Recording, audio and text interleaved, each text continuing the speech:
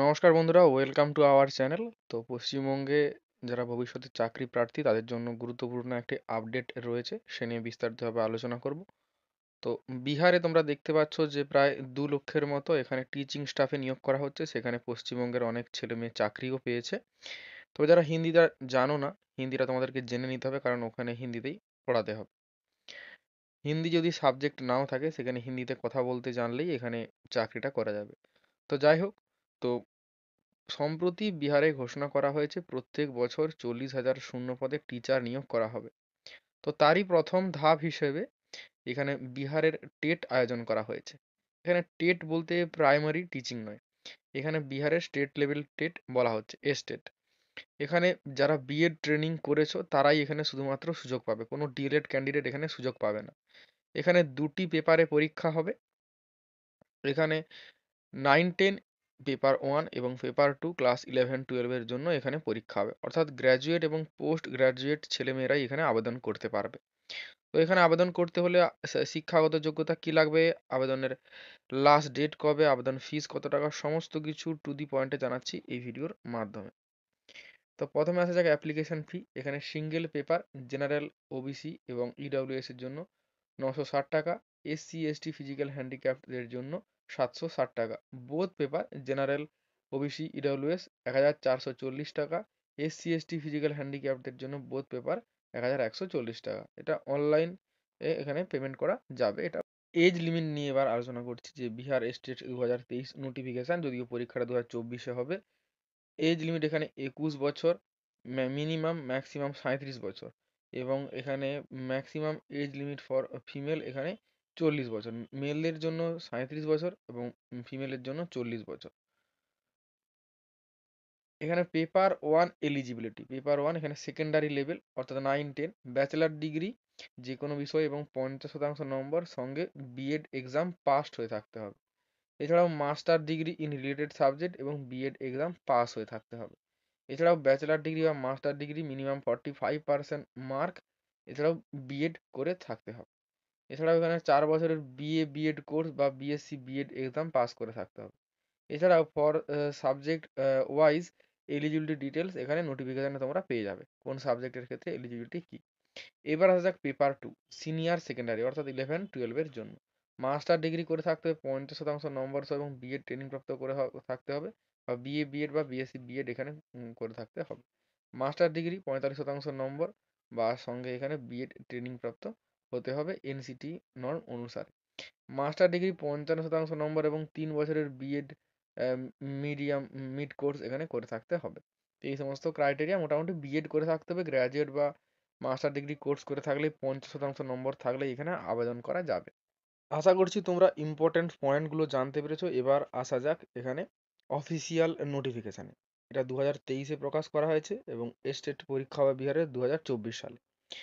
তো এখানে কোন কোন সাবজেক্ট রয়েছে, এখানে হিন্দি, উর্দু, বাংলা, মৈথিলি, সংস্কৃত, আরবি, ফার্সি, ভোজপুরি, ইংরেজি, গণিত, বিজ্ঞান, সামাজিক বিজ্ঞান, তারপর শারীর শিক্ষা, তারপরে এখানে রয়েছে সঙ্গীত বিষয়, ললিত কলা বিষয়, নৃত্য বিষয়।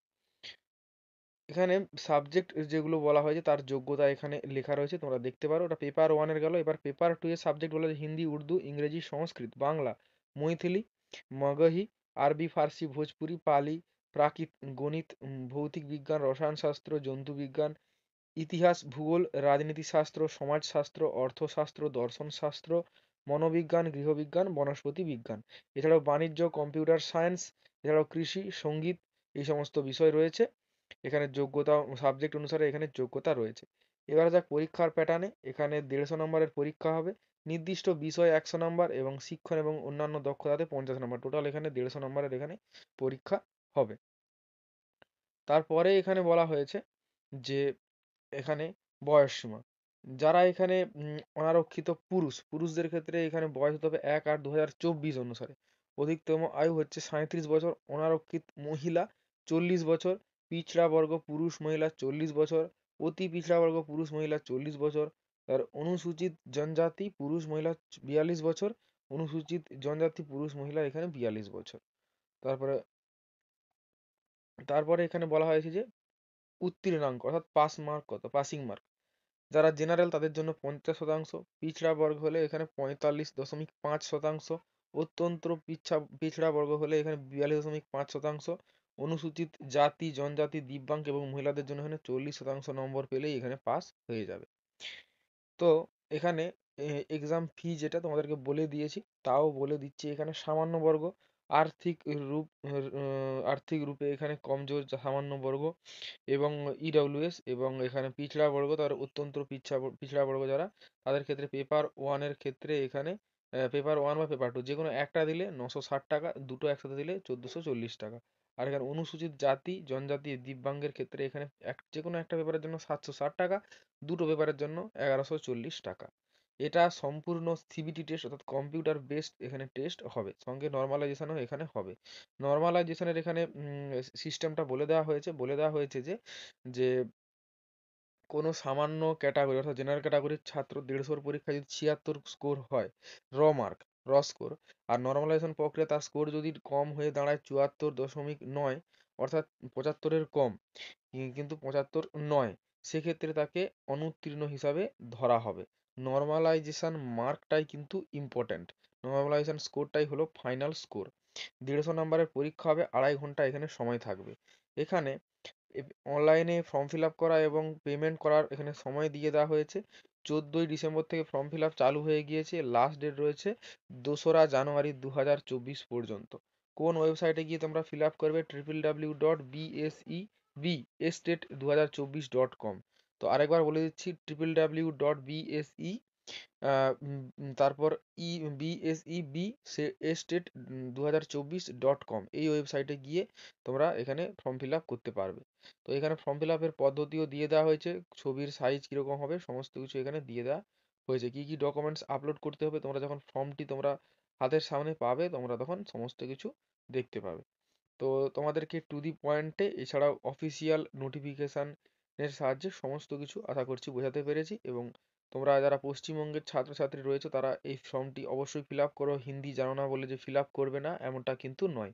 তোমরা পরীক্ষায় একবার পাস করলে তোমাদের মনে জোর বাড়বে এবং তোমরা অবশ্যই হিন্দিটা শিখে নিতে পারবে। হিন্দি এমন কিছুই নয়, হিন্দিতে আমরা প্রায় সিনেমা আমরা দেখি যারা হিন্দি কথা বলতে পারে না কিন্তু বুঝতে পারে, তাদের ক্ষেত্রে তো হিন্দি শেখাটা অতটাও কঠিন হবে না।